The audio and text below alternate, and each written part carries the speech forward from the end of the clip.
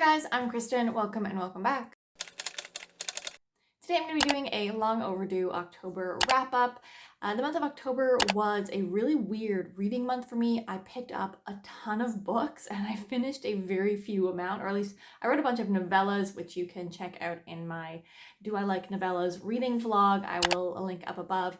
So I will briefly mention those ones, but otherwise I took October as a chance to read a little bit more seasonally. I made a seasonal TBR, which you can also check out, of books that I thought would be a little bit more atmospheric, maybe some like creepy horror, like in that range, not actual horror, but like horror fantasy or more creepy fantasy, to see if, again, like if that worked for me. And I'm not really a seasonal reader. I don't think any of the creepy books that I picked up that I was trying to read, like creepy horror adjacent, I don't think any of them worked for me. Most of them I didn't even find that like scary or creepy, but let's get into it. I'm gonna go in sort of ascending order of what I liked. So I'm gonna be starting with a bunch of the DNFs. So the first DNF that I'm fairly sure I'm not gonna be picking back up is The Helm of Midnight by something Lofstadter. I'm just not gonna do authors today. I only wrote down titles. The Helm of Midnight was on my seasonal read. It was one of the options for the Pick My Next for the fantasy horror for this month. It didn't win, but it was one that I really wanted to check out. I had heard pretty good things about it from the very few accounts that I had heard talk about it. This is a fantasy horror book that is set in a world where the magic has to do with like imbuing objects with certain characteristics. And one of the things in this world are these death masks, where when you die you can like sort of imbue your knowledge into your death mask. And at the beginning, a death mask from a serial killer is stolen, and it is our main character's job to track it down. And when this is happening, of course, new bodies start turning up that look a lot like the murders from that original serial killer. First off, I didn't really find it scary. Maybe I didn't get far enough in, but what I didn't like in particular, even though I was at least like intrigued by the setup, I was interested in some of the flashbacks more so I think than what was happening in current events. I found what was happening in current events really boring. The main character was not that riveting of a character to follow. And then what I also realized is that I didn't used to think that I cared about world building. It was not something that I like really thought that strongly about when picking up books. But as I continue to read different things and books that I think maybe push my boundaries a little bit more, I do realize more and more that when I don't like the way some world building has been done. So maybe I do care about world building. World building bothers me when it is all like retelling past lore. And it's not that I don't want a world to have lore, I do, but I don't want there to be like a clip where it's like we sit down and we tell this big long story about the lore. That just is so boring to me. So it had that a couple different times, and I just, like I said, I was just kind of bored by it. And in a time when I don't have a lot of time to read, it's not the books that I am struggling to get through that I want to keep reading. So put that one down. I don't really anticipate picking it up ever. Another book that I picked up and didn't finish in the month of October was Ring Shout by P. Gilly Clarke. Now this was the Pick My Next winner for the month of October. So if it wasn't for that, I probably wouldn't pick it back up again. But it was the winner, so I am really gonna try to pick it up. That's actually a good reminder for me that I need to go and finish that. This is a book set in like a fantastical Jim Crow South where the leaders, or at least some members of the KKK, are actual monsters, and we're following a group of monster hunters. And I struggle with accents when they are written into books. So reading that was kind of tough. I did try out the audio as well. Didn't make a huge difference for me, but it's not a long book, so I will go back. And again, this was described as more like graphic and disgusting or like disturbing kind of monsters.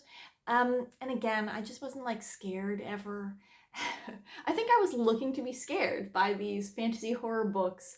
Like I wanted to be on the edge of my seat reading them and kind of afraid of what was going to happen. And none of them really panned out that way. Practical Magic by Alice Hoffman is another one that I started, and I just don't think that I was getting on with the audiobook, so I was waiting for my physical ebook copy to get through in the library. That's not how you say it, but I'm going with it.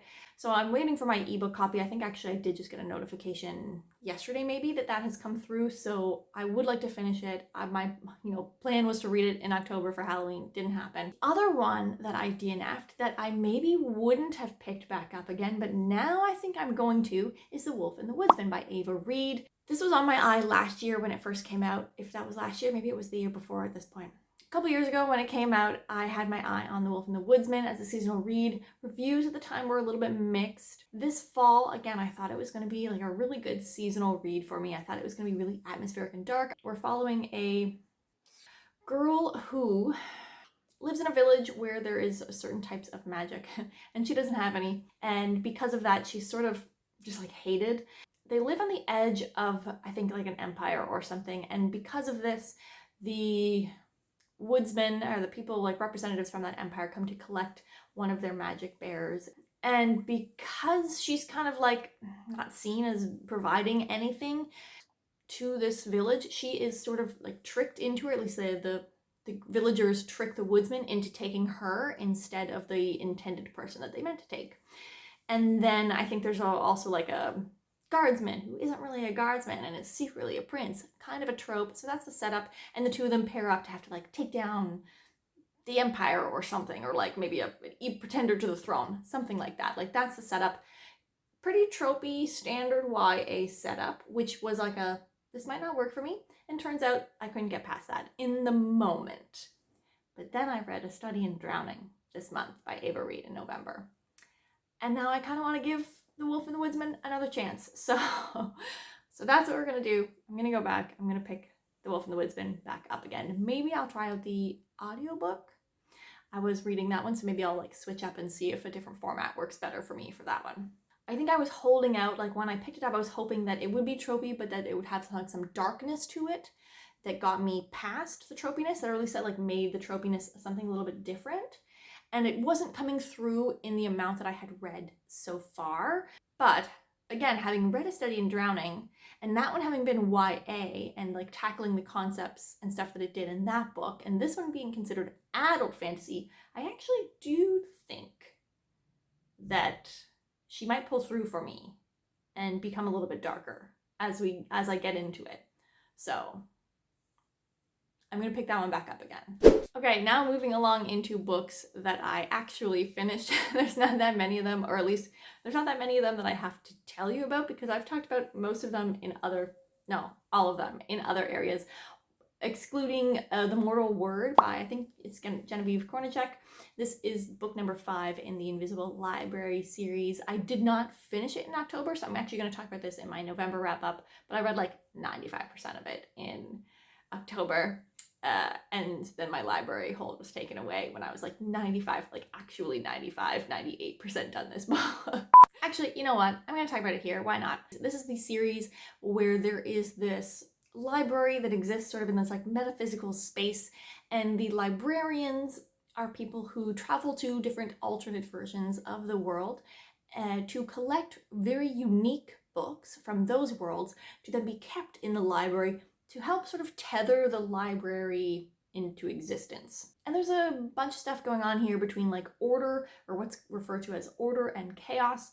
Order being represented by dragons and chaos being represented by fae and other paranormal type beings. Book number 5, so I can't tell you too much about the plot, but I will say that I listened to the audiobook, really liked it, so I think from now on I'm going to listen to the remaining 3.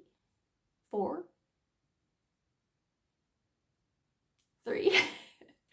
going to listen to the remaining 3 books in the series on audiobook instead of reading the physical book, just because it's a really easy listen. Where other books have focused less on political elements with the library and all of that, this one dove into it.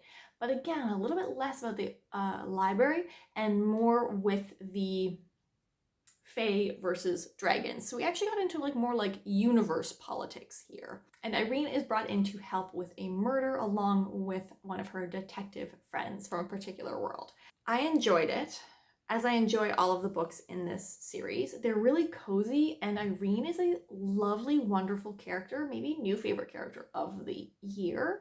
But the political element of the murder mystery was actually really, really complicated.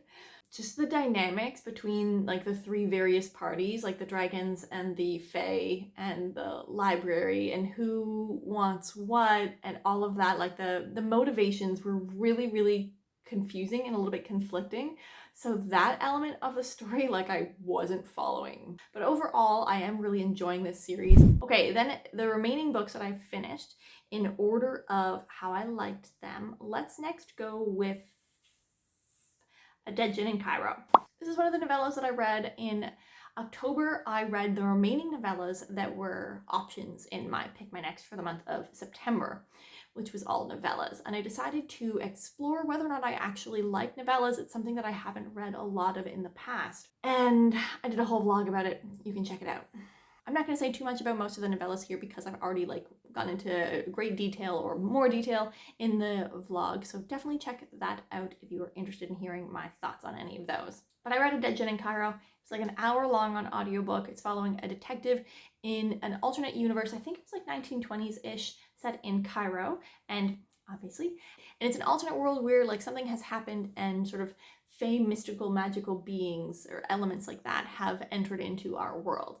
And our detective is sort of like a mystical, I forget the terminology that was used, but she's a detective that deals with more of these like magical elements. And in this one, there's a dead djinn. And she has to find out who killed him.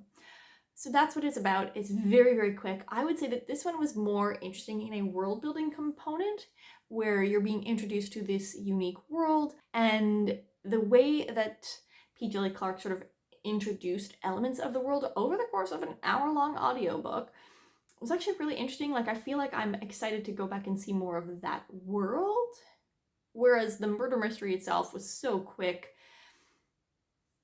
You know, I think I said that it didn't linger anywhere, and that's, I think, the best way that I could put it, is that it just kind of, we just kind of raced through clues as they figured things out.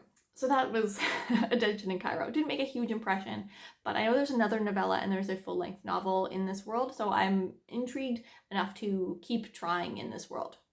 But so far, P. Djeli Clark has not totally won me over. I think next up in terms of what I liked was probably House of Salt and Sorrows.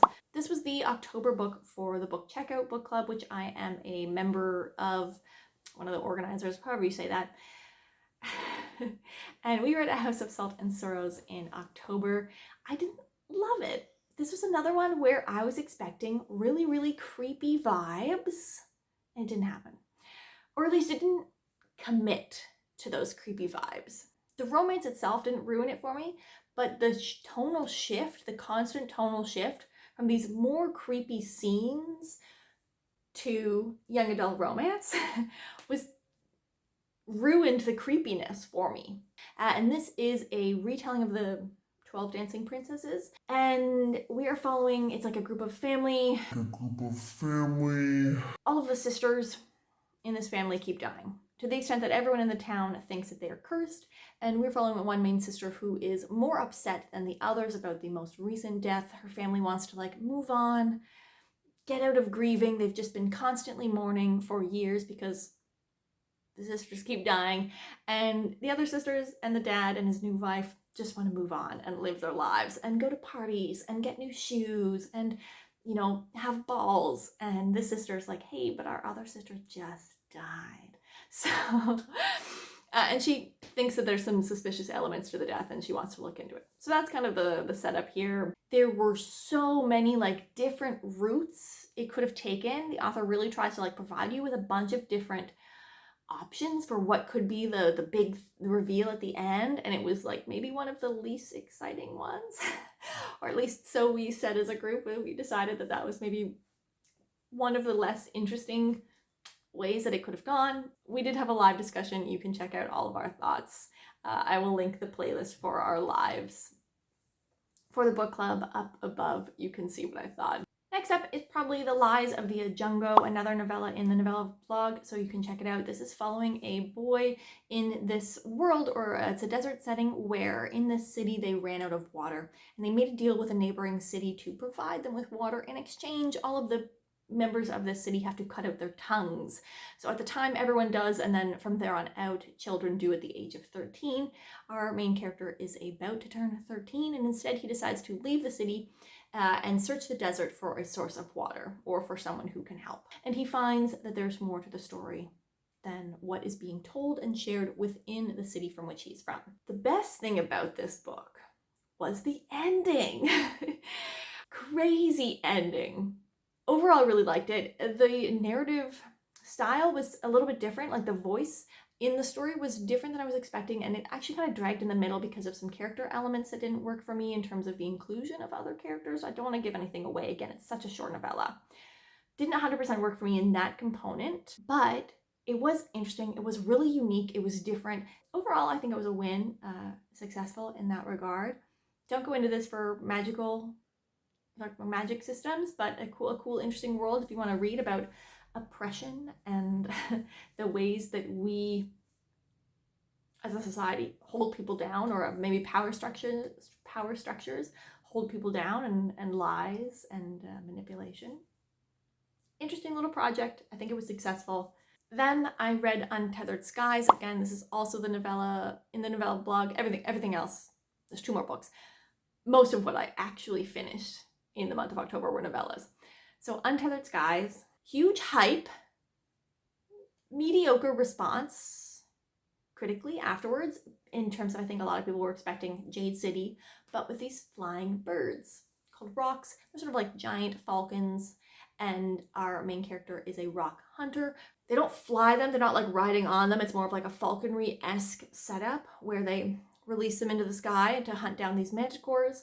And the whole concept setup here was that we were exploring an animal companion relationship where the bird is not actually bonded to you. You really care about the bird, or our main character really cares about the bird that they are training and raising, but the bird is just a wild animal. Poppy's having nightmares, so if you... Poppy's having some dreams. I apologize for the sound.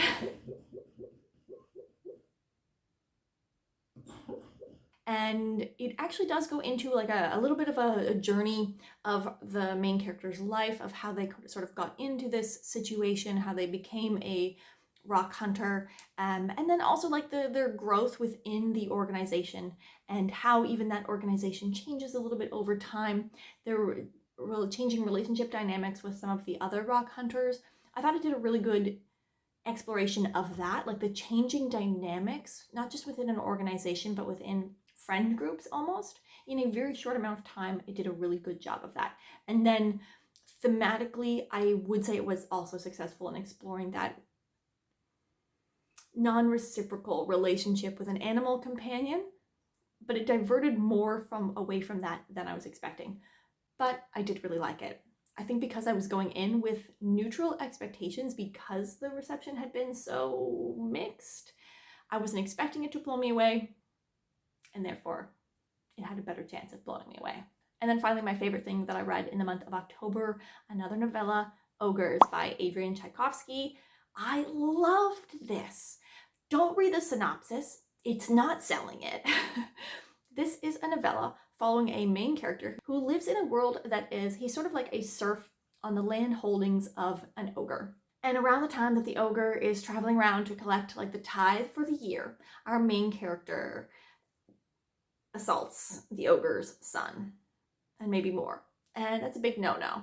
And what unfolds from here is the consequences of that, the rollout and change going on in our main character's life as the world around him slowly expands. The kicker here is that this is a second-person perspective narrative, which I know not everyone loves.